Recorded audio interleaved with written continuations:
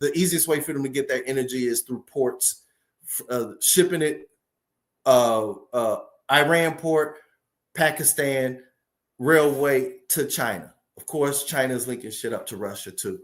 But Pakistan is also, as we all know from Musharraf Khan, all them guys, we heavily invested in Pakistan too. But we also got our little tripwire to say, I'm pretty sure the United States got a way to say, yo, if shit fall apart, how do we go get them nukes or whatever?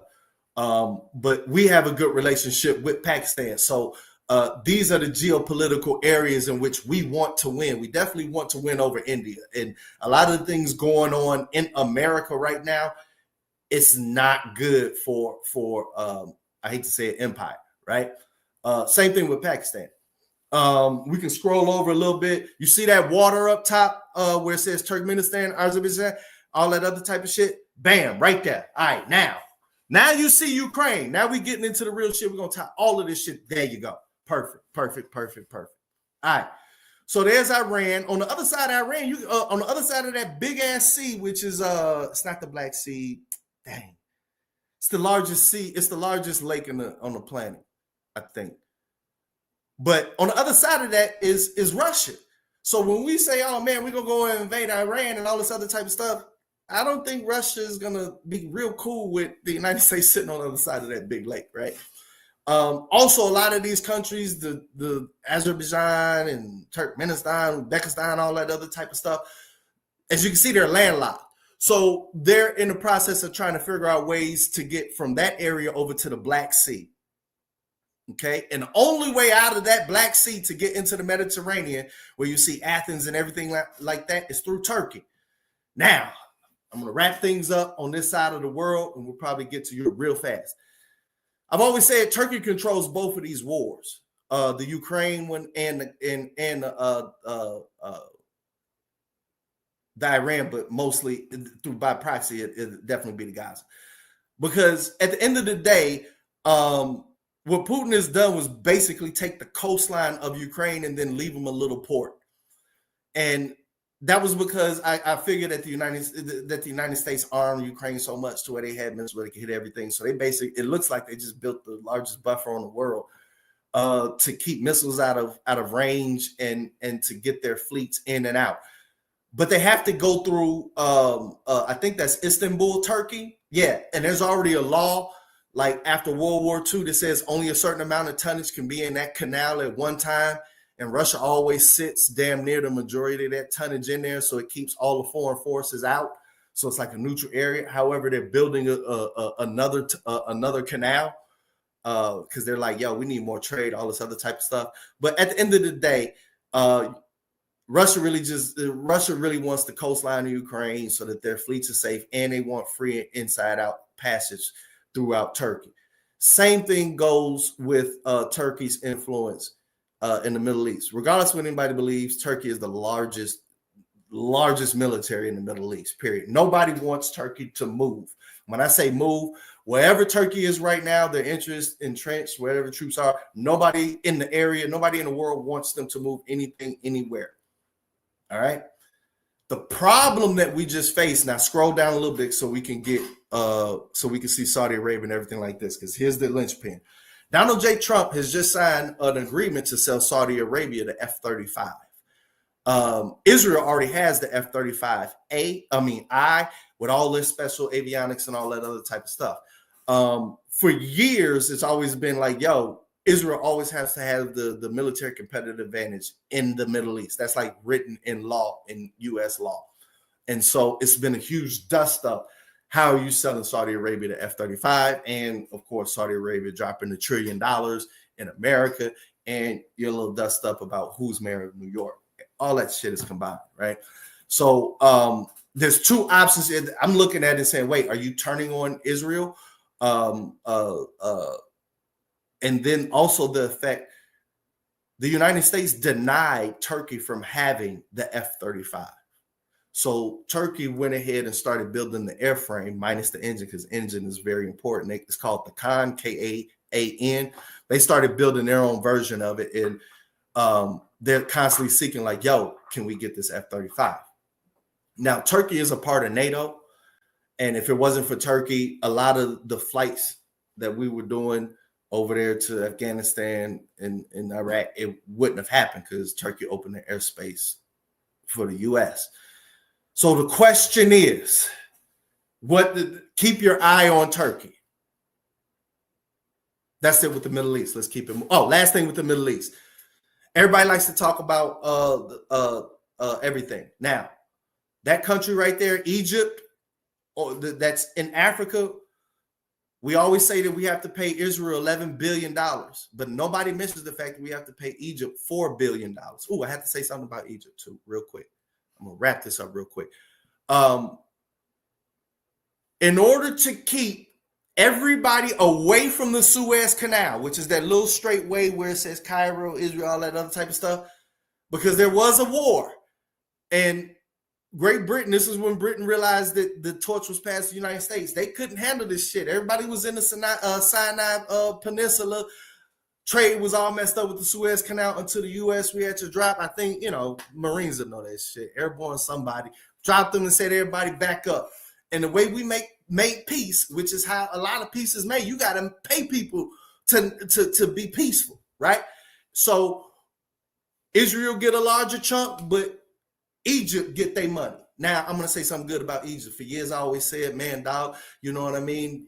There was black people in Egypt, everything like that. My main thing was like, y'all keep saying y'all got the pyramids, y'all ain't tuck point shit. You know what I'm saying? How you going to look at your shit fall apart and not tuck point your shit? It's supposed to be in glory, right?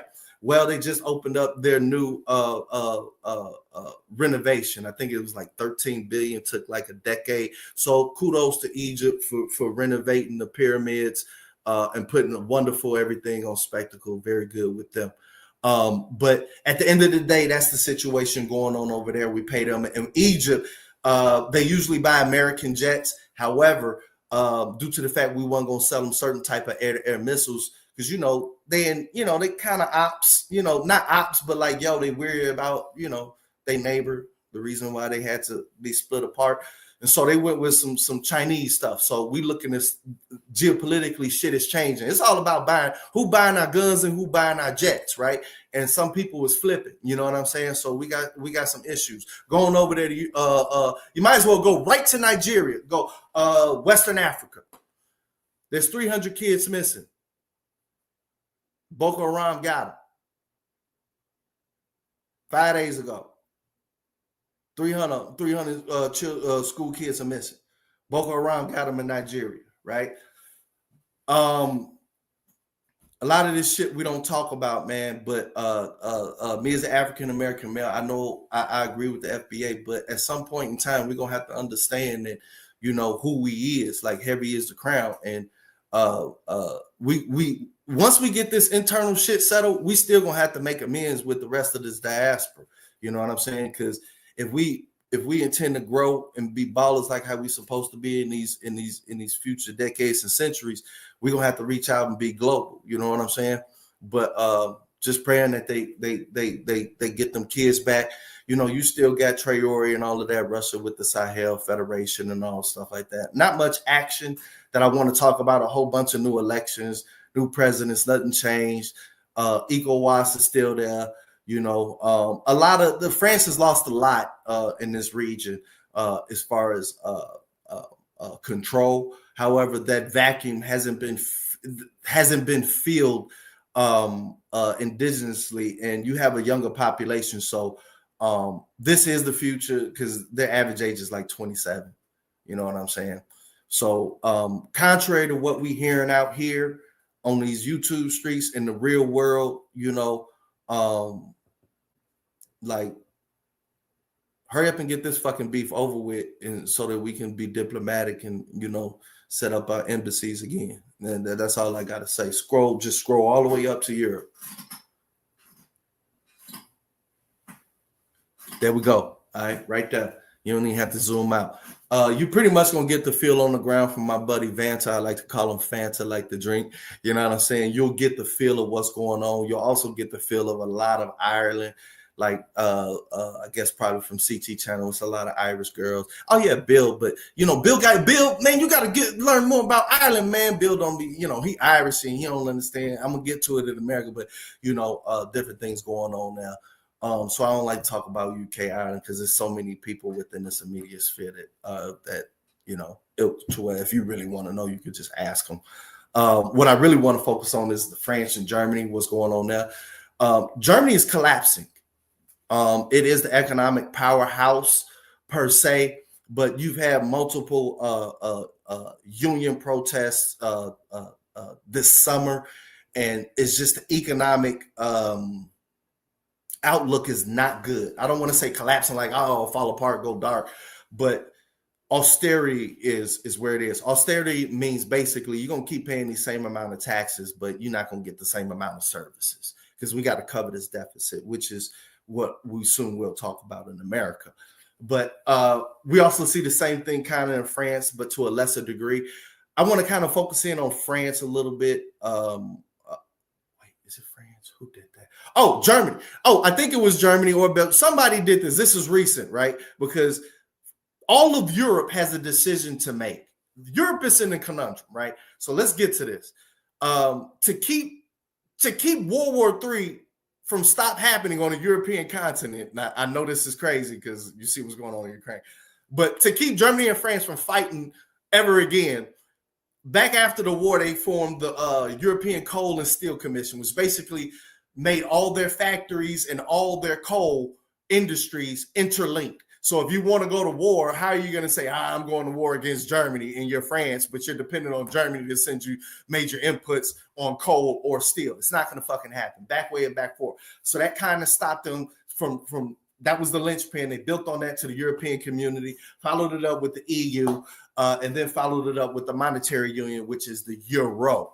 So you have layers of integration going on within Europe. But from an EU standpoint, the political union, which does not include Britain because Britain left, okay? It includes, I think, Ireland is still part of the EU. Yeah, one of them is, Ireland is. But the EU has strategic decisions to make. The US was always the security guarantor of Western Europe. However, with our new president, we're pulling back from that. We're pulling back from that. And there's consequences to this. Number one, as far as a defense contractor standpoint, that turns their machinery back on because they make the Airbus.